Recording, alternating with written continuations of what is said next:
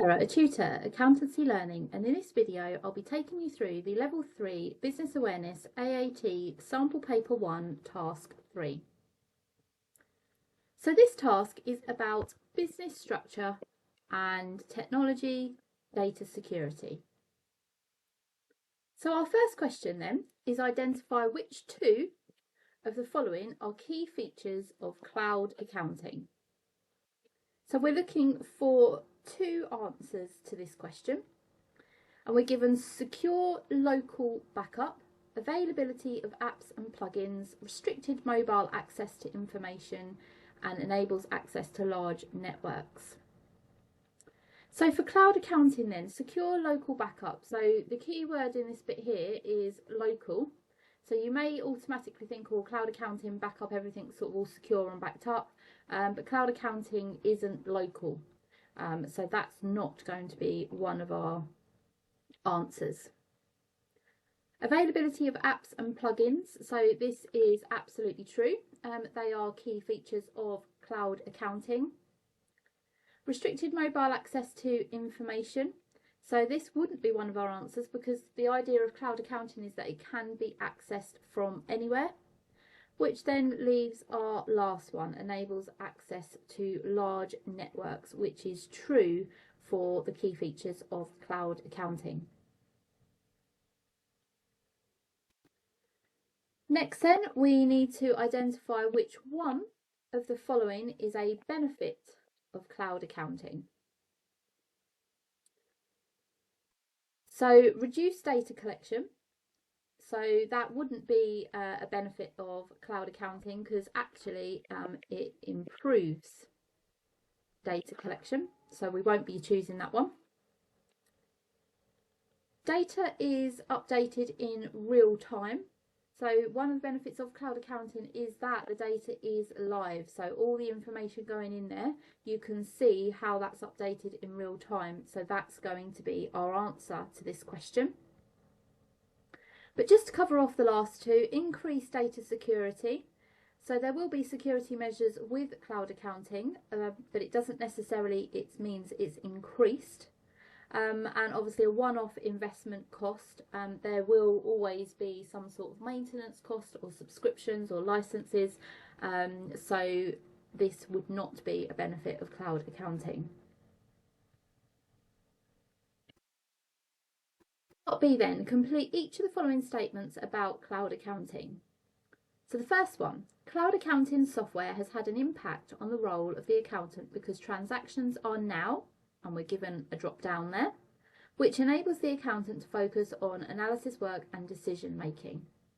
So this statement is suggesting that it's taken away some of the work because they can now focus on analysis work and decision making.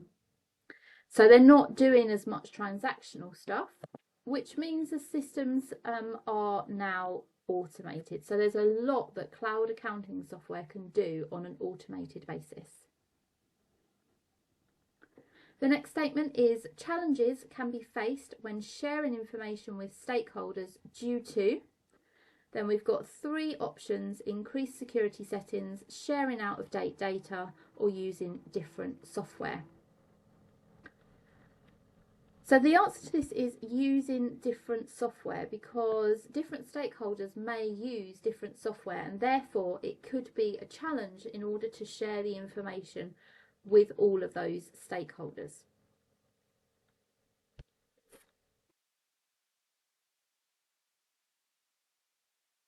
Next then is identify which two of the following are risks to business operations posed by cyber attacks.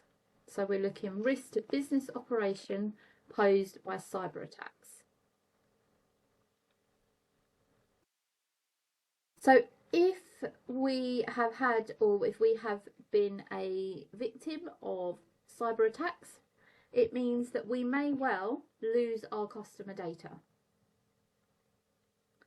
It may also cause failure of our IT system. So they're going to be our two risks from this question to the business operations. So it could take down all of our IT systems, which would affect our business operation, And it could mean that the customer data is lost and stolen as well. Even though we've got our answer there, the next two, immediate need for fundamental change in the business model. So this isn't necessarily about the business model. It could be that a review of the internal systems takes place, but the business model itself wouldn't necessarily be impacted. And the final one, inability to raise new finance, shouldn't necessarily be affected in terms of business operations, and that new finance would still be able to be raised. Part D is identify one action that should be performed in relation to personal data after a business has finished using it. So for this one then, we've got pass it on to another data controller, give it back to the data subject, or securely delete and destroy it. So the only safe method and acceptable method of dealing with personal data after we've finished using it is to securely delete or destroy it. We shouldn't be transferring that data anywhere else.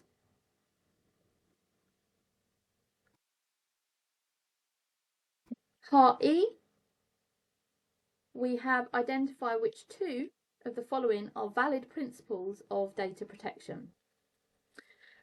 So let's go through them then. Personal data held for any purpose or purposes shall be held for a minimum of 12 weeks, and it shall not be held for more than 6 years for any reason.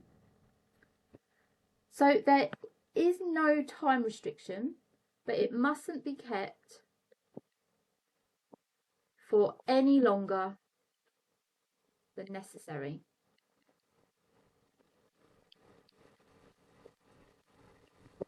So it's not about having a minimum and a maximum time. It shouldn't be kept for any longer than necessary. So that's not going to be one of our answers. The second one, the information contained in personal data shall be obtained and personal data shall be processed fairly lawfully. So this is going to be one of our principles, because when we do get that personal data, we should make sure it is processed fairly and lawfully. That is one of the key elements of our principles of data protection. The third one, personal data shall be adequate, relevant, and not excessive in relation to the purpose or purposes for which they are processed. So again, this would be one of the principles, because we shouldn't be taking anything that we don't need for a particular purpose as to why they're being processed. And lastly then, we've already got our two answers, but we'll just cover off the last one. Personal data shall be updated on a minimum of an annual basis. So there's no actual minimum requirement to update the personal data, because it shouldn't be kept any longer than it's needed for its purpose. But we should make sure when we are using the data for the specific purpose that it is up to date wherever possible.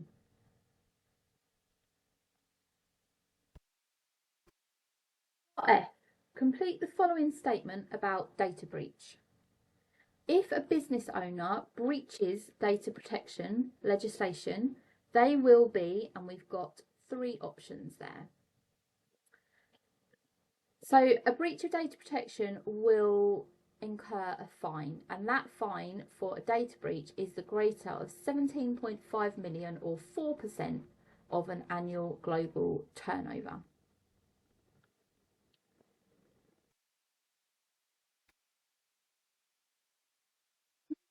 To part G, identify which quality of a service is described in each of the following statements. So we've got 4 statements, and then we've got our options down here. So for ease, I'm going to number them so we can put them in the boxes. So the first one, the service cannot be stored and used later. So for this, it means we can't, put it away. We can't say we're going to use that in a week's time or anything like that. And the connection that I make to this is that we can't, so if we've made a meal, we can't store that and eat it later because it's perishable.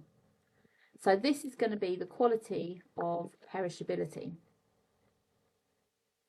The service is usually provided at the same time as it is consumed. Same time means it's not done separately. So it's going to be inseparability. The third one, the service does not provide a physical product. So when we're talking about physical products, we're talking about tangibility. What is our tangible product? If we don't have a tangible product, then it is intangibility. And then finally, the service is tailored to meet to the needs of each individual customer. So that's when everyone is varied. We do a varied approach, so it's variability.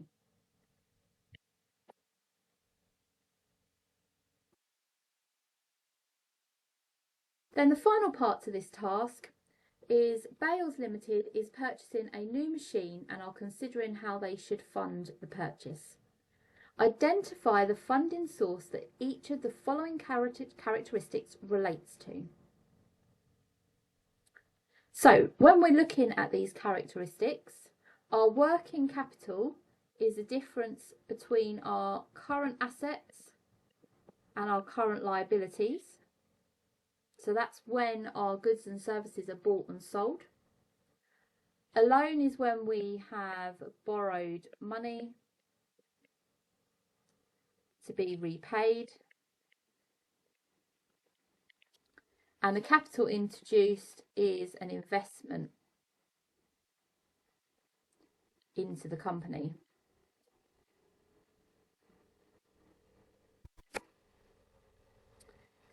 So the first characteristic then is there will be regular cash outflows to repay the funding. So money going out of the bank is going to be our loan because we have to repay our loan. And then suitable for short-term funding requirements.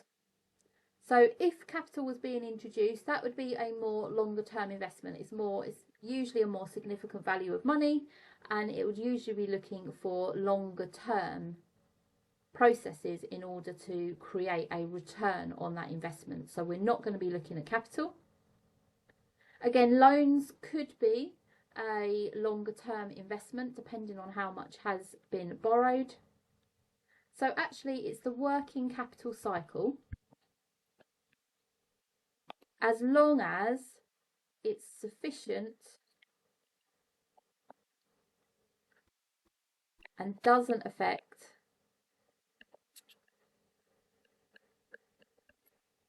day-to-day operations. So this is what we can use for funding in the short term, is actually what the business is producing itself.